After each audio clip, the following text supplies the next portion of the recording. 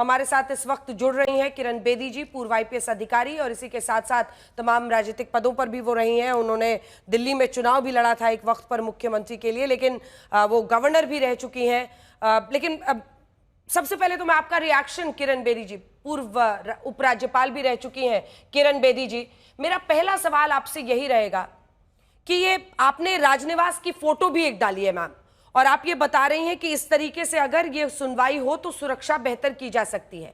खबर आपके सामने आई है, एक पुलिस अधिकारी की भी आपकी नजर है, आप उपराज्यपाल भी रह चुकी हैं, आपने देखा है कैसे सरकारें काम करती हैं और उपराज्यपाल के पद से भी आपने उसको देखा है। आपका क्या सुझाव है इस पूरी घटना के बारे में? आपको क्या समझ में आ रहा है? और अब तो एक फोटो आ गई है जिसमें वो आम आदमी पार्टी के गुजरात के विधायक के साथ तस्वीर है इस शख्स की, आप इसको कैसे देखती हैं मैम? फर्स्ट ऑफ ऑल, आपकी आवाज के सिग्नल्स मेरे पास कट कट के आ रहे हैं और कंटिन्यूटी नहीं है, तो मैं इसलिए समझ नहीं पा रही आपका मेन क्वेश्चन। लेकिन अगर मैंने देखा है कि आप मेरा ओपन हाउस के चित्र दे रहे हैं। मैं सिर्फ ये बता सकती हूँ कि 5 साल जन सुनवाई में रोज शाम को करती थी एज लेफ्टिनेंट गवर्नर, और ये ऐसे टेबल लगा के करती थी। आपने देखा होगा कि एंटर करते थे, टोकन देते थे, स्क्रीनिंग करते थे, और उसमें कोई ऐसा बदबू वाला आदमी या ऐसा कोई उलट जुलट उसको साइड में करते थे, उसको कुर्सी पे बैठा के उसको दूसरे लोग डील करते थे। बदबू से आपका मतलब तो अल्कोहल है? वन बाय वन मेरे पास आते थे। सॉरी, बदबू से आपका मतलब अल्कोहल स्मेल कह रही हैं आप? हाँ, अगर बदबू आई हो रही है जैसे कोई शराब शुरू पिया हुआ है सर, तो उसको हटा लेते थे उसको, क्योंकि वो मिसबिहेवियर के ऑप्शन हो सकते थे। तो उसके बाद इस तरीके से वो टेबल पे खड़े वो मुझे मिलते थे। मेरा एडीसी और मेरा पर्सनल सेक्रेटरी श्रीधर, जो तमिल जानता था क्योंकि मेरे लिए ट्रांसलेट भी करता था, वो मेरे बाईं ओर होता था। एडीसी भी होता था और दाईं ओर ग्रीवेंसेस ऑफिसर होता था। वन बाय वन वो आते थे और कुछ मिनट हर एक का पेपर टेबल पे देख के, और उस पेपर पर मैं कुछ लिखना होता था वो लिखती थी, और वो पेपर जो है वो ग्रीवेंसेस ऑफिसर हमारे ईएसपी मिस्टर भास्कर होते थे उसको देते थे, ताकि कंप्यूटर से हम फॉलो अप कर सके। तो वन बाय वन आते थे, वन बाय वन आते थे, और हम लोग क्लियर करते थे। सो आपने देखा होगा कि इस तरीके से स्टैंडिंग टेबल था जिसमें गैप था, दोनों के बीच में एक बफर थी जिसमें मेरे करीब नहीं आ सकता था। और मुझे उसके मुझे सैनिटेशन भी अच्छी है, हाइजीन भी अच्छी है, क्योंकि आप एक दूसरे का सांस नहीं ले सुन रहे।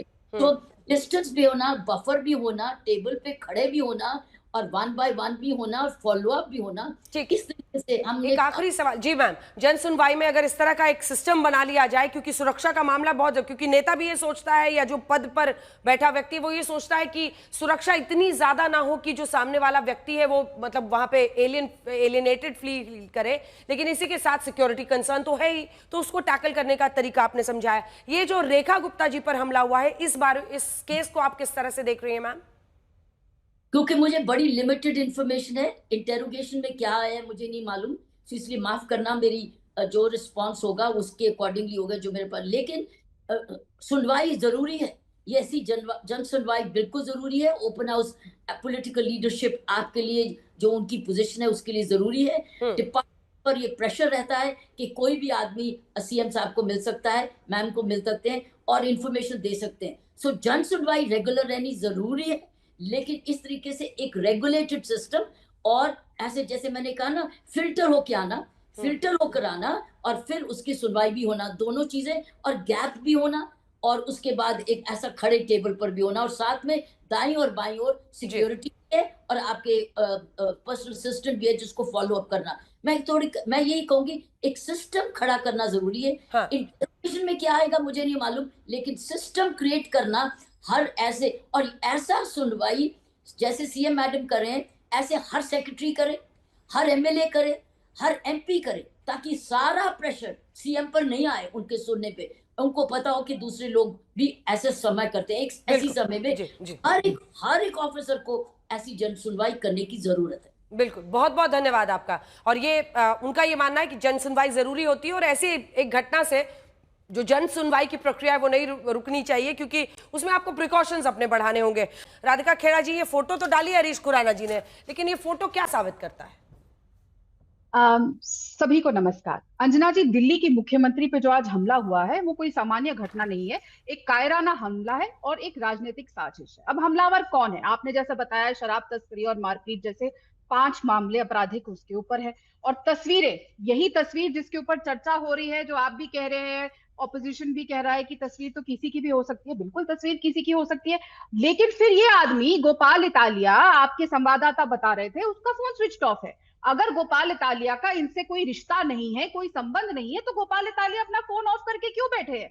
जिसको कोई डर नहीं होता और सत्य होता है, वो आपके शो पे फोनो दे रहे होते और साफ नहीं, तौर पे बल्कि बोल हमने रहे होते। हमने ये भी रिक्वेस्ट किया है अपनी टीम को कि वो गोपाल इटालिया का फोन ट्राई करें और वो हमें बताएं कि आखिर क्या वो वाकई शख्स को जानते हैं या नहीं। ये 40 मिनट का कार्यक्रम चलता है, 18 मिनट तो निकल गए हैं, अभी भी 25 मिनट है। गोपाल इटालिया खुद आए और बताएं क्या है। लेकिन इस तस्वीर से साबित क्या होता है राधिका जी? जो भाग रहा है उसके दिल में चोर है, और ये वही कुनबा है जिसकी राजनीति शराब माफिया और महिलाओं के प्रति गुंडागर्दी पर टिकी है। और ये हमला क्यों हुआ है, वो ये बिल्कुल साफ बात है कि इन लोगों से, आम आदमी पार्टी से, बीजेपी सरकार के दिल्ली में काम हजम नहीं हो रहे हैं। आयुष्मान कार्ड से गरीब की स्वास्थ्य सुरक्षा हो, देवी बस सेवा से महिलाओं की सुरक्षित यात्रा हो, सीवर और पानी व्यवस्था का सुधार हो, यमुना की सफाई और पुनर्जीवन हो, बिजली सड़क इंफ्रास्ट्रक्चर का विस्तार हो, और सबसे है जो ये रोज सुबह मुख्यमंत्री जी लोगों से मिल रही है जनता दरबार लगा के, बिना आगे कोई टेबल के, बिना सुरक्षा के, इस बात से तकलीफ होनी है। क्योंकि जो पार्टी महिला सुरक्षा और महिला सशक्तिकरण के नाम पे आई थी, वो महिलाओं का क्या सम्मान करती है वो सबने देखा था। मुख्यमंत्री निवास के अंदर जब उनका ओएसडी स्वाति मालीवाल, जो उनकी राज्यसभा सांसद है, उसको पीट देता है, तो उनकी सोच ऐसी ही है कि अब वो गुंडे गुजरात से अपने भेज रहे हैं अपनी पार्टी के, अब मुख्यमंत्री को मारने को, क्योंकि वो महिला है। ठीक है, थोड़ा सा इंतजार करते हैं। थोड़ा सा इंतजार करते हैं, पुलिस क्या कहती है, क्या पुलिस वाकई ये कनेक्शन सीधा निकालती है?